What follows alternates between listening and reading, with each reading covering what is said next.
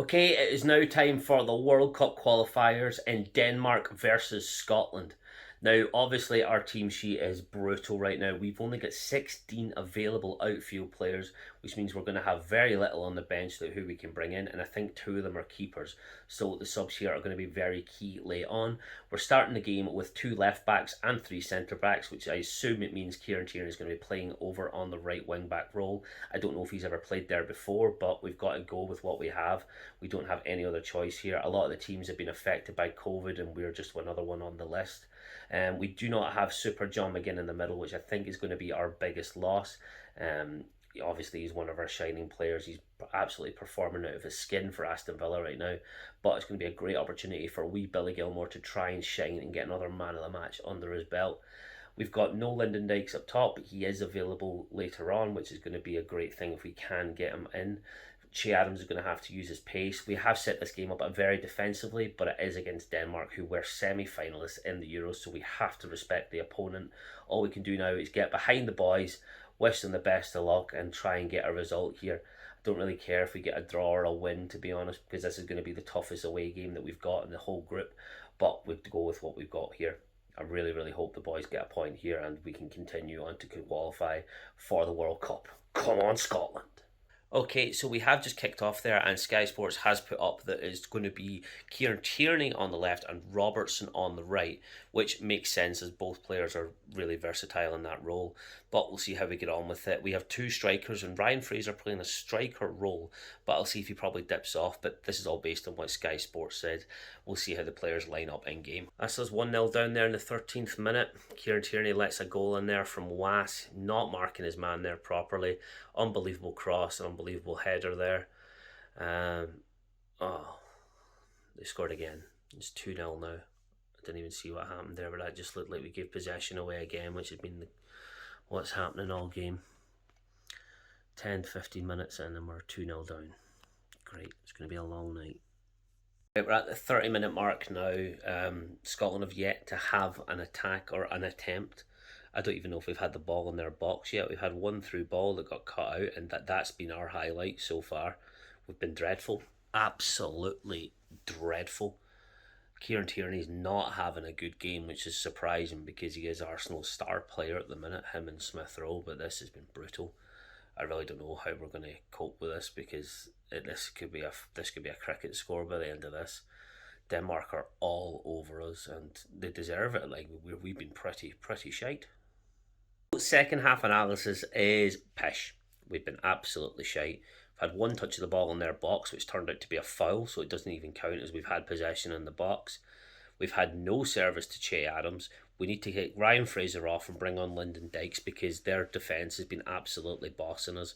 Che Adams has the pace, but he can't get past them because the long service balls that he's going to have to deal with because Ryan Fraser's out of position. This is not really how we should have set up the team against Denmark, although I didn't put Lyndon Dykes on myself, but I did have a lot more creativity in the midfield with David Turnbull. But this is bad. We're going to have a massive mountain to climb now in the second half, but changes have to be made because we've had zero attempts on target, all that stuff. We've been absolutely pissed. We've had far less possession than them. We've been absolutely dominated, and they deserve to win because we've been shite. We've been absolutely shite, but we can still do something. I'd like to at least try harder in the second half because, yeah, we're playing Moldova on Saturday, which should be a walkover, but this is embarrassing for us. We're getting absolutely bullied at our own game. And not one player's to blame. There's so many people that are making wrong decisions. There's so many people that are like putting too much weight on the ball, putting it in the wrong direction. The clearances have been tragic, making clumsy challenges and giving it away and getting turned too easily. The midfield, although we do have it packed with 5 midfielders technically, with Andy Robertson and Tierney on the left and right respectively, this has been bad for us. We need to make some huge changes now in the second half. Bring on Lyndon Dykes, David Turnbull. They've got to make their chances here. I'm not liking this. Not liking this one, but Scotland have been tragic. We need to improve massively now. We had our first shot, not on target, but great long ball. We get thrown high up the pitch from Andy Robertson. Che Adams has a good touch. Billy Gilmore takes it down just wide. Probably gets past Michael if it's on target due to the pace of it. But it's a bit of an improvement. We're only 3 minutes into the second half, but at least we've actually had a shot now and could have got off our seats for a second.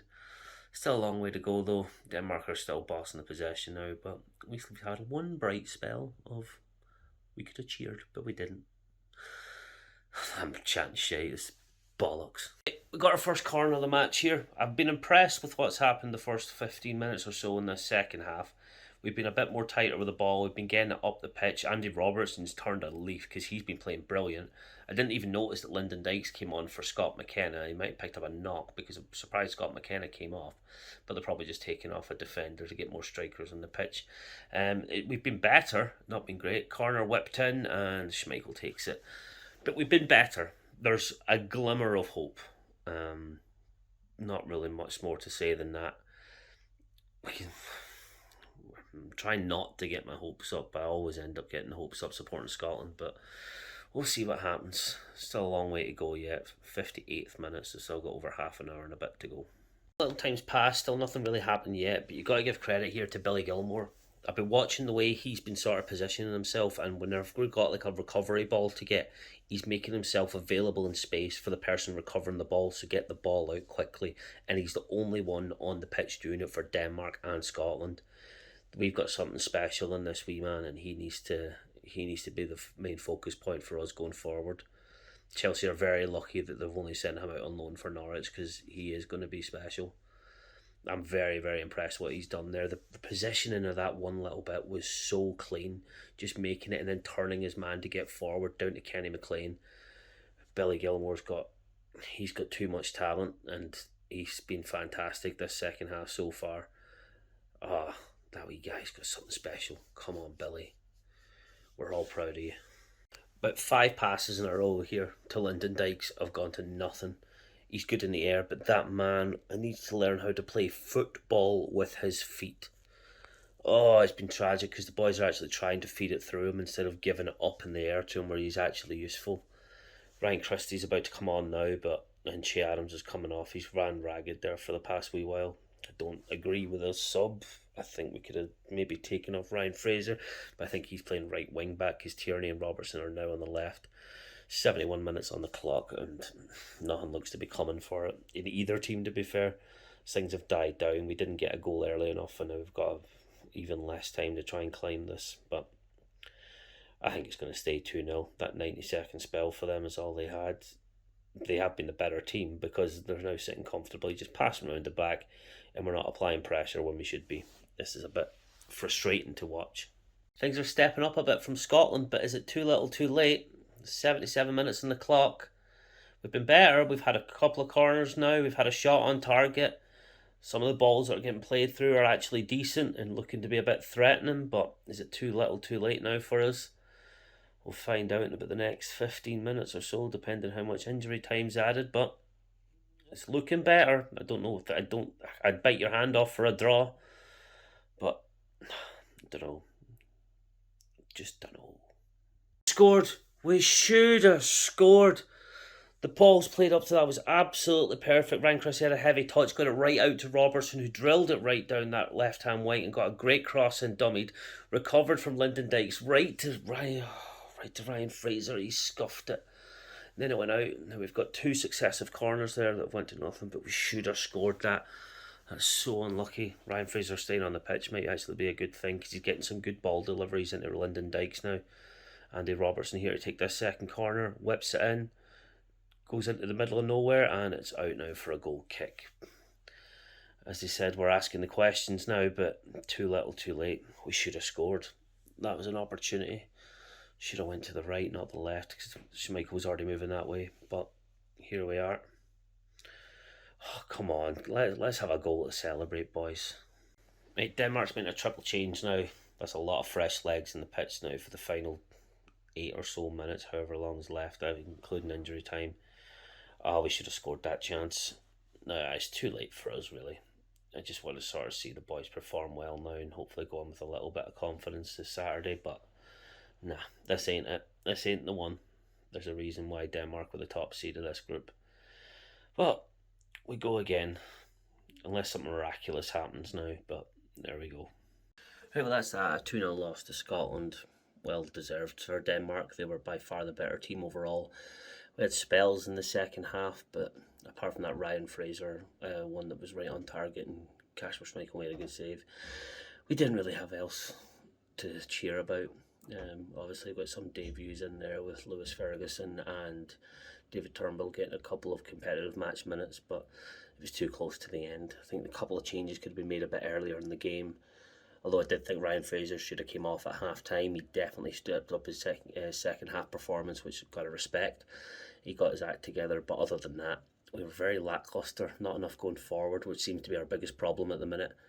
But that's going to be it. We go again on Saturday, and we'll see how we get on with that one. It's Moldova, but you know what we're like, and we're not in great form at the minute, so we'll see what happens. But fair play to Denmark, fully deserved it tonight, and everyone still supports you from what happened at the Euros, so we don't want to look too badly at that. You were by far the better team tonight and fully deserved it, so good luck to you. Hopefully we can scrape second. It looks like you're going to be the runaway group winners now, which is well deserved. And that's about it. I'll see you guys Saturday. If you are new around here, please make sure to subscribe for more Scotland content. I will be bringing you that as soon as it is available. I won't be able to do a video this Saturday because I have plans, but next week for Austria I'll be doing another video, and hopefully we can get a win against them compared to the draw we got earlier on, because it's at Hampden with fans and we can hear the Hampden roar. If you liked the video, please drop a like down below, and I will speak to you next week. Goodbye.